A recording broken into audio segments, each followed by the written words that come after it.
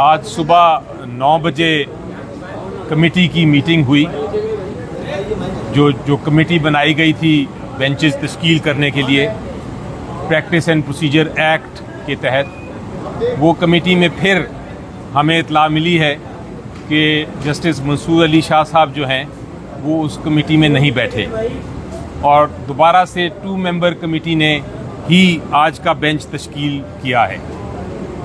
وہ 5 ممبر بینچ بیٹھا تو جب بینچ شروع ہوا تو ایک اور عجیب و غریب چیز میں نے پہلی بار اپنی پریکٹس میں دیکھی, اور وہ یہ تھی کہ ایک سٹنگ جج جسٹس منیب اختر جو آتھر جج ہیں, جنہوں نے ججمنٹ لکھی تھی, جس ججمنٹ کا ریویو ہو رہا تھا, وہ موجود تھے سپریم کورٹ میں. انہوں نے بینچ میں ہیئرنگ بھی کی, لیکن وہ اس بینچ کا حصہ نہیں تھے. یعنی کہ آتھر جج کے بغیر وہ ریویو کی پروسیڈنگ شروع ہوئیں. جب عدالت کی پروسیڈنگ شروع ہوئیں تو میں نے اٹھ کے ایک ریکویسٹ کی, کیونکہ میری نظر میں یہ جو بینچ ہے, جب تک کہ وہ پراپر جو درست کمیٹی ہے اس کو تشکیل نہیں دیتی, میری نظر میں یہ بینچ جو ہے وہ غیر آئینی, غیر قانونی ہے.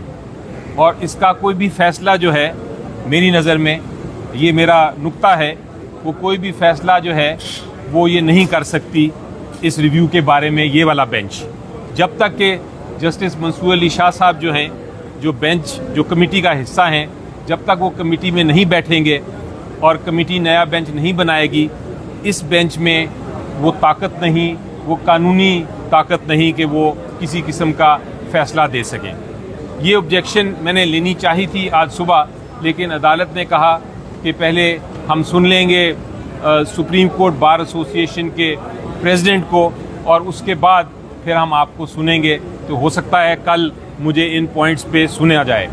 اس کے علاوہ بھی ہمارے بہت پی ٹی آئی کے اور عمران خان صاحب کے بہت میجر اور سیریس قسم کے آبجیکشنز اور شکایات ہیں اور اعتراضات ہیں قانونی, کیونکہ آپ دیکھ رہے ہیں کہ ایک بینچ جو ہے جو ریویو سن رہا ہے وہ آتھر جج کے بغیر سن نہیں سکتا.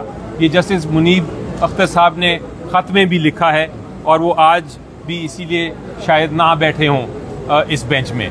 تو یہ سارے معاملات ہیں جسے میں کہتا ہوں کہ ہمارے ملک میں آئینی کرائسس تو ہے, لیکن اب ایک جوڈیشل کرائسس بھی پیدا ہو گیا ہے, اور یہ ایسا سیریس جوڈیشل کرائسس ہے کہ یہ پورے ملک کو, پوری جمہوریت کو, پورے آئین کو اور اس خوبصورت انسٹیٹیوشن جس کے سامنے ہم کھڑے ہیں اس کو بھی ہلا سکتا ہے اور گرا سکتا ہے. تو میرا خیال ہے کہ کل آپ سنیں بحث, انشاءاللہ امید یہی ہے کہ جج صاحبان اس بحث کے بعد اس بینچ کو ختم کر دیں گے, اور جو آئین اور قانون کے مطابق ہے, جس طرح سپریم کورٹ کو چلنا چاہیے, اس کے مطابق پھر فردر پروسیڈنگز ہوں گی اس کیس میں. ایک آخری بات میں یہ کرنا چاہوں گا کہ مجھے ایک اور بہت بڑی پریشانی ہوئی ذاتی طور پہ, اور وہ پریشانی یہ ہے کہ سپریم کورٹ بار ایسوسی ایشن, یعنی جو وکلا کا سب سے بڑا ایسوسی ایشن ہے, ان کا کام بیسکلی یہ ہوتا ہے کہ وہ وکیلوں کے فلاح و بہبود کے لیے کھڑے ہوں, جمہوریت کے اصولوں کے لیے کھڑے ہوں, آئین کے لیے کھڑے ہوں. یہ کیس جس میں سپریم کورٹ بار ایسوسی ایشن نے ریویو فائل کیا ہے, اس میں سپریم کورٹ بار ایسوسی ایشن یہ ریکویسٹ کر رہی ہے کہ جناب لوٹاکرسی, ہارس ٹریڈنگ, کرپشن اور جو رشوت خوری ہے ہمارے پارلیمنٹ کے سسٹم میں واپس لے کے آئیں, اور ووٹس کرنے دیں. جن لوگوں نے اپنی پارٹیز کو اپنا ضمیر بیچ کے پیسے لے کے ووٹس بیچے ہیں, ان کو ووٹ کرنے کی اجازت دی جائے. تو مجھے نہیں سمجھ آ رہی کہ سپریم کورٹ بار ایسوسی ایشن کا اس معاملے سے کیا تعلق ہے. اگر کوئی پولیٹیکل پارٹی ہوتی, سیاسی جماعت ہوتی, وہ ریویو فائل کرتے تو شاید سمجھ آتی تھی, لیکن سپریم کورٹ بار ایسوسی ایشن کا اس ریویو سے کوئی تعلق نہیں. یہ بھی بہرحال کل صبح بحث میں آپ سنیں گے اگر ہمیں موقع ملا بحث کرنے کا. یہ کوئی کانفلکٹ آف انٹرسٹ آپ دیکھ رہے ہیں چیف جسٹس قاضی فائز عیسیٰ کا اس تمام معاملے میں؟ آپ کو لگتا ہے کہ اگر یہ 63A کا جو فیصلہ ختم ہوتا ہے تو پھر پی ٹی آئی کے اراکین کو توڑ کر 2/3 اکثریت پوری کر کے قاضی فائز عیسیٰ کو آئینی عدالت کا چیف جسٹس لگایا جا سکے گا؟ اور کیا اس میں کوئی اعتراض ہے آپ کو قاضی فائز عیسیٰ کے بینچ پر موجودگی پر؟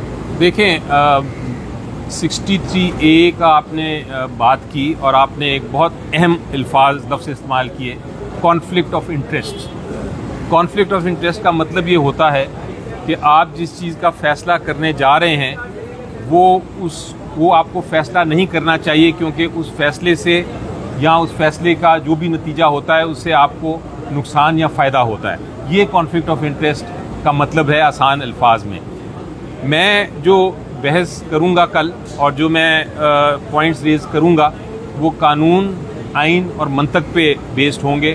وہ کسی پرسنل کسی اسپیشل جج کے یا کوئی پرسنل کامنٹس نہیں ہوں گے، وہ بالکل قانونی نکات ہوں گے۔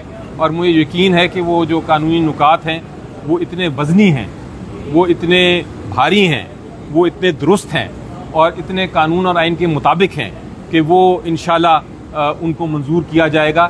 یہی ہماری امید ہوتی ہے۔ جب ہم عدالتوں میں پیش ہوتے ہیں تو ہم یہ نہیں دیکھتے کہ سامنے کون جج ہے اور وہ کون جج کا کیا رجحان ہے، ہم یہ دیکھتے ہیں کہ قانون کیا ہے، آئین کیا ہے، اور ہم ایکسپیکٹ کرتے ہیں اور امید رکھتے ہیں کہ جو بھی جج صاحبان ہیں وہ اس کے مطابق ہی فیصلہ کریں گے۔ اگر وہ فیصلہ قانون اور آئین کے مطابق نہیں ہوتا تو پھر آپ نے دیکھا تھا سمبل کیس کے ساتھ کیا ہوا۔ ساری دنیا نے تنقید کی، نہ صرف آپ لوگوں نے تنقید کی بلکہ ساری وکلا کمیونٹی، ساری انٹرنیشنل کمیونٹی، سارے پارلیمنٹس جو دنیا کے ہیں، میں بہت سارے پارلیمنٹس میں بھی گیا ہوں، سب نے اس کو کنڈیم کیا اس ججمنٹ کو۔ تو پھر تاریخ جج کرتی ہے۔ مگر آپ نے کہا کہ یہ عمران خان کے آپ وکیل ہیں نا، تو عمران خان کو کوئی اعتراض نہیں ہے قاضی فائز عیسیٰ پہ؟ عمران خان صاحب اعتراض بہت بار کر چکے ہیں، اور دیکھیں جب اعتراض ہوتا ہے کسی جج صاحب کے خلاف تو پھر جج صاحب کی اپنی مرضی ہوتی ہے۔ یہی قانون ہے کہ وہ اس کو پھر بھی اس کو سنیں یا نہ سنیں۔ وہ اعتراض کیا تھا اور انہوں نے کہا پہلے کہ میں اس کو سنوں گا، تو وہ ان کی مرضی ہے، یہی قانون ہے۔ اچھا، اس کے بعد عام بندہ کہ عام بندہ کو ریویو فائل کرے، ایک دن بھی ڈیلے ہو تو اٹھا کے اس کے منہ پہ مار دیا جاتا ہے۔ یہاں پہ کس ریویو کے لیے آئین میں بھی تبدیلی کی جا رہی ہے، آئین سے بالا تر ہو کے ریویو اتنا کیوں ایکسیپٹ کیا جا رہا ہے؟ نہ رولز کو فالو ہو رہا ہے بینچ بنانے میں، نہ ریویو کے حوالے سے جو قانون ہے اس کو دیکھا جا رہا ہے۔ تو اتنا خاص یہ کیس کس کی وجہ سے بنا تھا؟ آپ نے درست فرمایا کہ ایک نارمل حالات میں تو جب ایک دن کا بھی ڈیلے ہو اور آپ نے تاخیر سے ریویو فائل کیا ہو تو کورٹ جو ہے وہ کچھ بات اور نہیں سنتا، وہ اس کو ریویو کو ڈسمس کر دیتا ہے اور پوچھتا ہے کہ وہ پوچھتا یہ ہے کہ آپ کی ایک دن کا ایکسپلین کریں کہ آپ نے ڈیلے کیوں کیا۔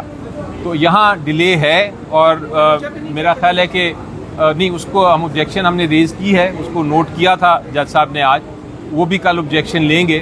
اس کے علاوہ آپ نے یہ آج دیکھا کہ ایک بہت جو بحث ہو رہی تھی وہ بالکل ون سائیڈڈ بحث تھی، کیونکہ جو آتھر جج تھے جنہوں نے لکھی تھی ججمنٹ اور جنہوں نے میجورٹی ججز جو 3 تھے ان میں سے 2 تو ریٹائر کر چکے ہیں اور ایک جج صاحب جو ہیں وہ اس وقت موجود نہیں تھے بینچ پہ۔ تو ایک طرح سے اس ججمنٹ کے خلاف اس کو ڈیفینڈ کرنے کے لیے کوئی بھی جج نہیں تھا جو آ کے ایکسپلین کر سکتا کہ میرا یہ کہنے کا یہ مقصد تھا، میرا یہ لکھنے کا یہ مقصد تھا۔